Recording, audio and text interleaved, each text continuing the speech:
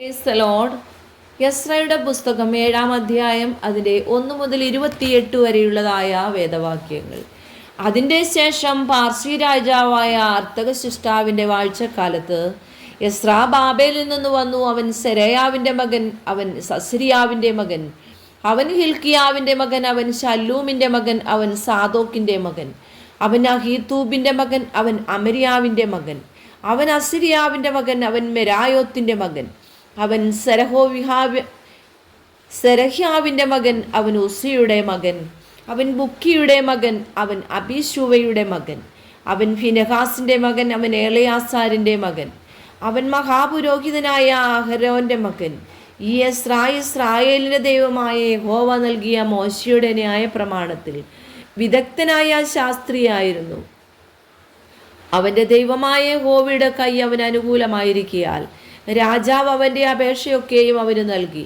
അവനോടുകൂടെ ഇസ്രായേൽ മക്കളിലും പുരോഹിതന്മാരിലും ലേവ്യരിലും സംഗീതക്കാരിലും വാതിൽ കാവൽക്കാരിലും ദൈവാലയദാസന്മാരിലും ചിലർ അർത്തകശിഷ്ട രാജാവിൻ്റെ 7-ാം ആണ്ടിൽ യെരൂശലേമിൽ വന്നു. 5-ാം മാസത്തിലായിരുന്നു അവൻ യെരൂശലേമിൽ വന്നത്.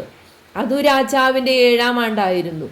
1-ാം മാസം 1-ാം തീയതി അവൻ ബാബേലിൽ നിന്ന് യാത്ര പുറപ്പെട്ടു. തൻ്റെ ദൈവത്തിൻ്റെ കൈ തനിക്ക് അനുകൂലമായിരുന്നതുകൊണ്ട് അവൻ 5-ാം മാസം 1-ാം തീയതി യെരൂശലേമിലെത്തി.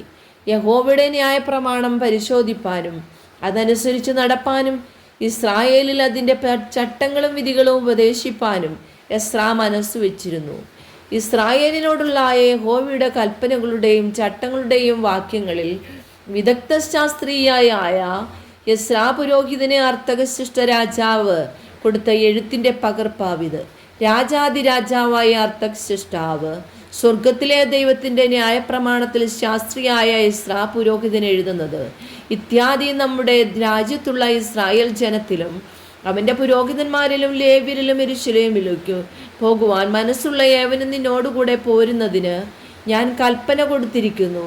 നിന്റെ കൈവശം ഇരിക്കുന്ന നിന്റെ ദൈവത്തിൻ്റെ ന്യായപ്രമാണപ്രകാരം യഹൂദയിലെയും യെരൂശലേമിലെയും കാര്യം അന്വേഷിപ്പാനും രാജാവും അവൻ്റെ മന്ത്രിമാരും യെരൂശലേമിൽ അധിവസിക്കുന്ന ഇസ്രായേലിൻ്റെ ദൈവത്തിന് ഔദാര്യമായി കൊടുത്തിരിക്കുന്ന വെള്ളിയും പൊന്നും ബാബേൽ സംസ്ഥാനത്തിൽ നിന്നൊക്കെയും നിനക്ക് ലഭിക്കുന്ന വെള്ളിയും പൊന്നും എല്ലാം യെരൂശലേമിൽ തങ്ങളുടെ ദൈവത്തിൻ്റെ ആലയം വകയ്ക്ക് ജനവും പുരോഹിതന്മാരും തരുന്ന ഔദാര്യദാനങ്ങളോടുകൂടെ കൊണ്ടുപോകുവാനും രാജാവും അവൻ്റെ 7 മന്ത്രിമാരും നിന്നെ അയക്കുന്നു.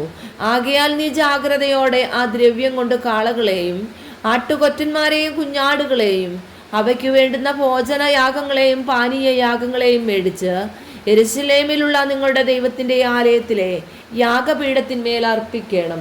ശേഷിപ്പുള്ള വെള്ളിയും പൊന്നും കൊണ്ട് ചെയ്യുവാൻ നിനക്കും നിന്റെ സഹോദരന്മാർക്കും യുക്തമെന്ന് തോന്നും പോലെ നിങ്ങളുടെ ദൈവത്തിന് പ്രസാദമാകുമണ്ണം ചെയ്തുകൊള്ളുവിൻ. നിന്റെ ദൈവത്തിൻ്റെ ആലയത്തിലെ ശുശ്രൂഷയ്ക്കായിട്ട് നിന്റെ കൈവശം തന്നിരിക്കുന്ന ഉപകരണങ്ങളും നീ യെരൂശലേമിൻ്റെ ദൈവത്തിൻ്റെ സന്നിധിയിൽ ഏൽപ്പിക്കണം. നിന്റെ ദൈവത്തിൻ്റെ ആലയത്തിന് പിന്നെയും ആവശ്യമുള്ളതായി കൊടുക്കേണ്ടി വരുന്നത് നീ രാജാവിൻ്റെ ഭണ്ഡാരഗൃഹത്തിൽ നിന്ന് കൊടുത്തുകൊള്ളണം. അർത്തകശിഷ്ട രാജാവായ നാം നദിക്ക് അക്കരെയുള്ള സകല ഭണ്ഡാര വിചാരകന്മാർക്കും കൽപ്പന കൊടുക്കുന്നത് എന്തെന്നാൽ സ്വർഗത്തിലെ ദൈവത്തിൻ്റെ ന്യായപ്രമാണത്തിൽ ശാസ്ത്രിയായ എസ്രാ പുരോഹിതൻ നിങ്ങളോട് ചോദിക്കുന്നതൊക്കെയും 100 താലന്ത് വെള്ളിയും 100 കോതമ്പും 100 ബത്ത് വീഞ്ഞും 100 ബത്ത് എണ്ണയും വരെ ഉപ്പും വേണ്ടും പോലെയും ജാഗ്രതയോടെ കൊടുക്കണം.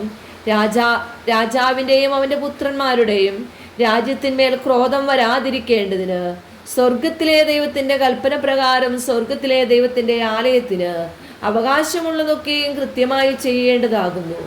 പുരോഹിതന്മാർ, ലേവ്യർ, സംഗീതക്കാർ, വാതിൽ കാവൽക്കാർ, ദൈവാലയദാസന്മാർ എന്നിവർക്കും ദൈവത്തിൻ്റെ ഈ ആലയത്തിൽ ശുശ്രൂഷിക്കുന്ന യാതൊരുത്തിനും കരമോ നികുതിയോ ചുങ്കമോ ചുമത്തുന്നത് വിഹിതമല്ല എന്നും നാം നിങ്ങൾക്ക് അറിവ് തരുന്നു.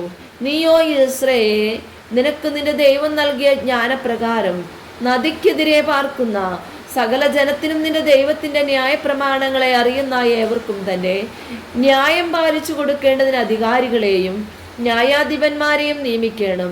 അറിയാത്തവർക്കോ നിങ്ങൾ അവരെ ഉപദേശിച്ചു കൊടുക്കണം.